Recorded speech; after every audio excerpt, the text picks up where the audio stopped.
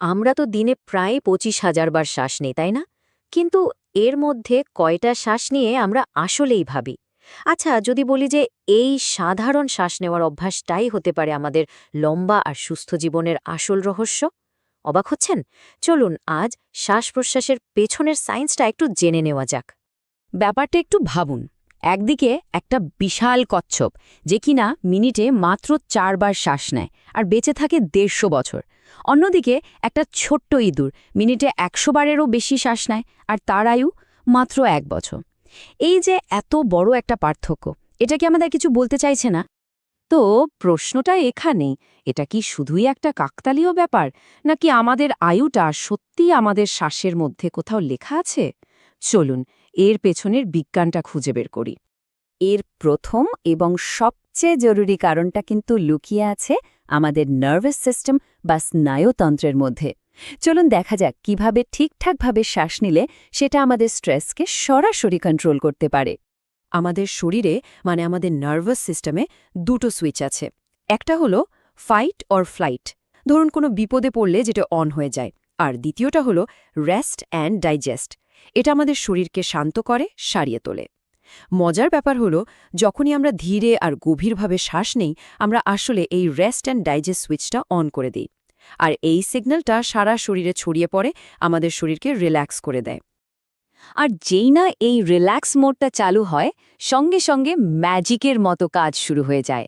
Heartbeat normal হয়ে আসে, মন একদম শান্ত হয়ে যায়, ব্লাড প্রেশার কন্ট্রোলে চলে আসে, আর ওই যে স্ট্রেস হরমোন কর্টিসল, সেটার পরিমাণও কমতে শুরু করে। আর বুঝতেই পারছেন, লম্বা সুস্থ জীবনের জন্য এই প্রত্যেকটা জিনিস কতটা জরুরি। এমনকি ইউসিএল-এর নিউরোবায়োলজিস্ট ডক্টর জ্যাক ফেল্ডম্যানও বলেছেন যে কোনো টেনশনের সময় যদি শুধু 5 মিনিটের জন্য বসে কয়েকটা গভীর শ্বাস নেওয়া যায়, তাহলে শরীর নিজেই নিজেকে সারিয়ে তুলতে শুরু করে। আর এটা কিন্তু কোনো মন গড়া কথা না, এটা একেবারে পিওর সায়েন্স। আচ্ছা, এবার চলুন আরও একটু গভীরে যাই, একেবারে আমাদের শরীরের কোষ বা সেলের পর্যায়ে। কিভাবে এই শ্বাস-প্রশ্বাস আমাদের বয়স বাড়ার প্রক্রিয়াটাকেই ধীর করে দিতে পারে, চলুন দেখি। আমাদের ক্রোমোজোমের একদম শেষে একরকম প্রোটেক্টিভ ক্যাপ থাকে, যার নাম টেলোমিয়ার। ভাবুন তো, জুতার ফিতার শেষে যে প্লাস্টিকের অংশটা থাকে, ঠিক সেরকম। ওটা যেমন ফিতাটাকে খুলে যেতে দেয় না, টেলোমিয়ারও আমাদের ডিএনএকে রক্ষা করে। আর এটাই হলো আমাদের শরীরের বয়স বাড়ার আসল ঘুড়ি। কারণ যতবার কোষ ভাগ হয়, এই টেলোমিয়ারগুলো একটু একটু করে ছোট হয়ে যায়। তাহলে আসল ব্যাপারটা কি? স্ট্রেস আর শরীরের ভেতরের ইনফ্লেমেশন, এই দুটো জিনিস টেলোমিয়ার ছোট হওয়ার স্পিডটা অনেক বাড়িয়ে দেয়। সোজা কথায়, টেনশন করলে আমাদের বয়স কিন্তু সত্যি সত্যি তাড়াতাড়ি বাড়ে। আর এখানেই শ্বাস-প্রশ্বাসের আসল কাজটা শুরু হয়। প্রাণায়ামের মতো যে অভ্যেসগুলো আছে, সেগুলো আমাদের কোষের ভেতরে অক্সিজেন সাপ্লাই বাড়িয়ে দেয়। এতে স্ট্রেস আর ইনফ্লামেশন দুটোই কমে। আর তার ফলে কি হয়? আমাদের টেলোমিয়ারগুলো সুরক্ষিত থাকে, আর বয়স বাড়ার গতিটাও কমে যেতে পারে।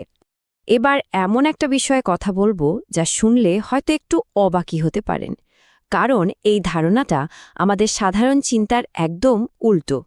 সাধারণভাবে আমরা কি ভাবি যে যত বেশি আর ঘন ঘন শ্বাস নেব, শরীরে তত বেশি অক্সিজেন ঢুকবে, তাই তো? কিন্তু বিজ্ঞান কি সত্যি একমত এটার সাথে? উত্তরটা হলো না, ঠিক তা নয়। এই সহজ ধারণাটাই আসলে একটা মস্ত বড় ভুল। এর পেছনের বিজ্ঞানটার নাম হলো বোর এফেক্ট। চলুন খুব সহজে বুঝি। ধরুন রক্তে হিমোগ্লোবিন হলো একটা ডেলিভারি ট্রাক, আর অক্সিজেন হলো তার ভেতরে থাকা পার্সেল। ট্রাকটা আমাদের শরীরের কোষ পর্যন্ত পার্সেলটা নিয়ে যায়, কিন্তু পার্সেলটা ডেলিভারি করার জন্য, মানে অক্সিজেনটাকে কোষের ভেতরে দেওয়ার জন্য একটা চাবির দরকার হয়। আর সেই চাবিটা হলো কার্বন ডাইঅক্সাইড বা CO2। যদি এই চাবিটায় না থাকে, তাহলে অক্সিজেন রক্তে আটকে থাকে, কোষে পৌঁছাতেই পারে না। তাহলে ভাবুন তো, যখন আমরা খুব দ্রুত অগভীর শ্বাস নিই, তখন কি হয়? আমরা আসলে শরীর থেকে প্রয়োজনের চেয়ে অনেক বেশি CO2 বের করে দিই। মানে আমরা আমাদের সেই ডেলিভারির চাবিটাকেই ফেলে দিচ্ছি। ফলে হিমোগ্লোবিন আর অক্সিজেন ছাড়তে পারে না। ব্যাপারটা অদ্ভুত হলেও সত্যি, রক্তে অক্সিজেন ভর্তি, কিন্তু আমাদের কোষগুলো অক্সিজেন না পেয়ে কষ্ট পাচ্ছে। এতক্ষণ তো অনেক কারণ জানা গেল। এবার প্রশ্ন হল, তাহলে কি করতে হবে? চলুন এবার দুটো খুব সহজ কিন্তু দারুণ শক্তিশালী টেকনিক জেনে নিই যা আজ থেকে শুরু করা যায়। প্রথমটা হলো বক্স ব্রিদিং। নেভি সিলসের মতো কমান্ডোরা কঠিন পরিস্থিতিতে মন শান্ত রাখতে এটা ব্যবহার করে। ভাবুন একটা বাক্স যার 4টে দিকই সমান।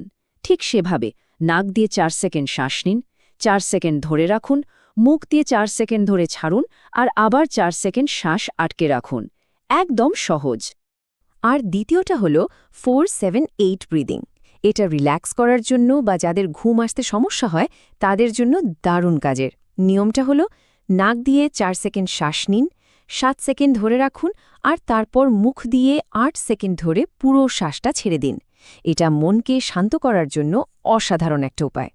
তাহলে পুরো বিষয়টা থেকে আমরা কি শিখলাম? শ্বাস-প্রশ্বাস কিন্তু শুধু একটা অটোমেটিক কাজ নয়।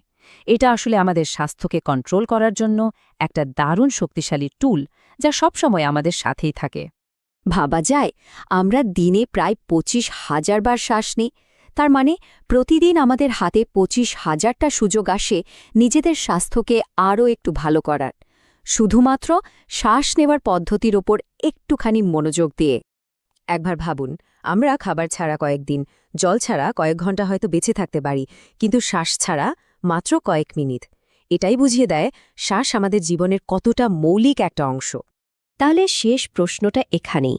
এই যে হাজার হাজার শ্বাস আমরা নিচ্ছি, তার মধ্যে থেকে যদি দিনে মাত্র 10টা শ্বাসও আমরা একটু মন দিয়ে সঠিকভাবে নিই, তাহলে আমাদের জীবনে ঠিক কতটা পজিটিভ পরিবর্তন আসতে পারে, এটা একবার ভেবে দেখার মতো, তাই না?